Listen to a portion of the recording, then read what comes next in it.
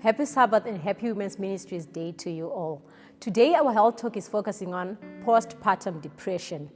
This is a phase in a woman's life just after giving birth where she experiences a complex mix of physical, emotional, and behavioral changes that negatively impact her social well-being. So, did you know that men can also experience postpartum depression? There is also two other different phases. Number one, when a mother is new, she usually experiences what we call postpartum baby blues. This starts at about 2 to 3 days after giving birth to a week. And this is a phase where she experiences anxiety, fear, crying spells, and mood swings. But they all fade away usually within the first week because it will be a phase where she's been overwhelmed by becoming a mother. We also have what we call postpartum psychosis. This is where a mother can be experiencing hallucinations, bizarre, and even complete cognitive dysfunction. We are still going to zero down on postpartum depression. What are the symptoms? So the symptoms can develop within 2 weeks after giving birth or even earlier during pregnancy and up to a year after delivery. What are these symptoms like? Number one, she can have severe mood swings, excessive crying even without a very tangible reason, difficulty bonding with the child, withdrawal from family, intense irritability and anger, overwhelming fatigue or loss of energy, feelings of worthlessness, shame, guilt or inadequacy, usually because of her physical changes after giving birth, diminished ability of working, concentrating, or making decisions, decreased sexual drive, and even feelings of harming the baby, herself, recurring thoughts of death, or even killing herself. So what can be the causes of postpartum depression, what we could call PPD in short? This is a combination of hormonal changes after giving birth, as well as sleep loss and increased stress when you're taking care of the baby. When someone is pregnant, the hormones estrogen and progesterone are 10 times more than in a normal person who is not going through pregnancy.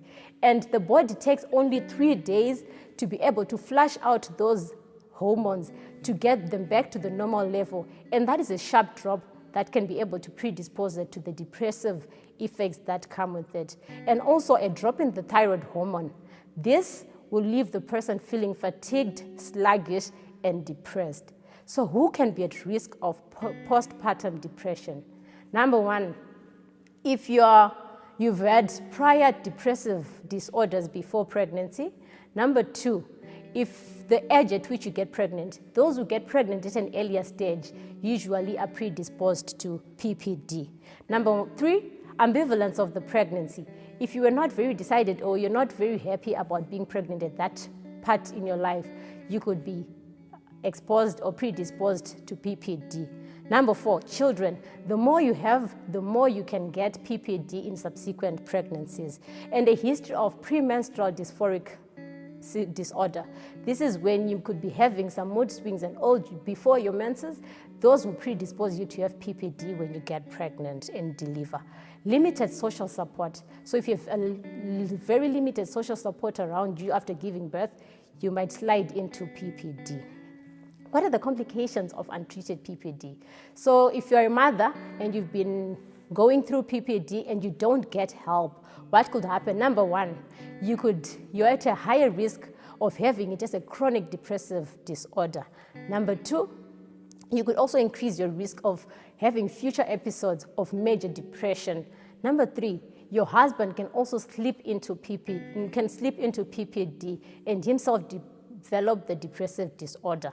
Number four, children who are born who are funded by mothers who are going through PPD, they tend to have eating and sleeping difficulties. They cry a lot, and more detrimental, they have a delay in language development. So how can one cope if they have just given birth and might be seeing some signs and red flags of slipping into PPD? Number one, ask for help. When you're a mother, especially for new mothers, it is a new thing to be taking care of a baby. Do not hesitate to talk to your family, friends, and anyone around you to give you help. That will reduce the frustration you give yourself. Be realistic about your expectations of yourself and the baby. What you're going to set yourself to do maybe at the end of the day, because you now have many responsibilities. Be real about the goals that you set for yourself. Number 3, exercise. If the doctor is giving you some restrictions, follow those, but also try to exercise. Take a walk outside the house or around the house, and that will help you.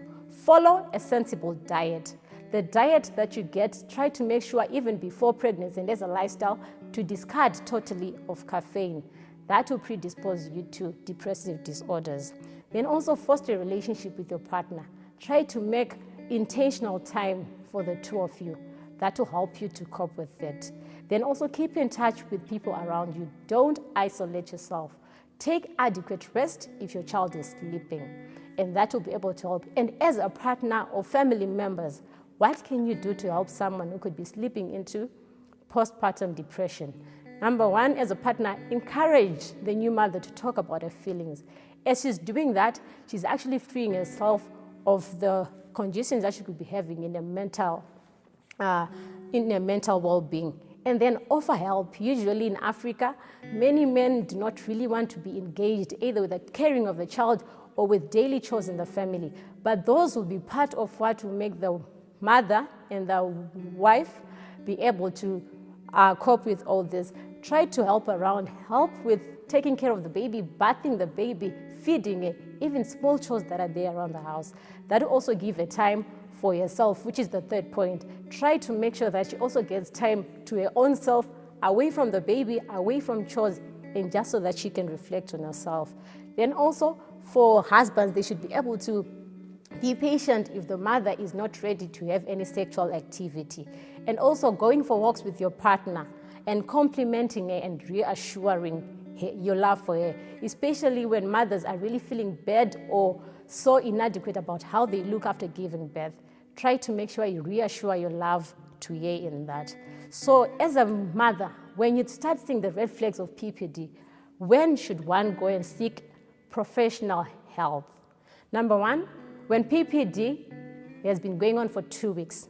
Number 2, the symptoms are worsening. Number 3, when it's now hard for you to take care of your own baby. And also number 4, when it's hard for you to complete everyday tasks that you might have thought you could. You have been doing very well and you can't cope anymore. Number 3, when you have increasing recurring thoughts of suicide, of harming the baby and yourself. Those are red flags where you need to go and talk to a health care professional. So what are the treatments that we can get? We can get individual therapy or marriage counseling. Marriage counseling, you go with your partner so they can be able to be discussed with on how they can cope and how they can help you go through this phase. Number 2, antidepressant drugs that can be prescribed by a health professional, and then hormonal therapy. And a good thing is Christ has told us in Deuteronomy 31 verse 8. I'm going to read it from here. Deuteronomy 31 verse 8. And it reads, and the Lord, it is He that goes before you. He will be with you. He will not fail you nor forsake you. Fear not or be dismayed. And in 1 Peter 5 verse 6, He reassures us again and says, cast all your burdens upon Him because He cares for you. Thank you so much.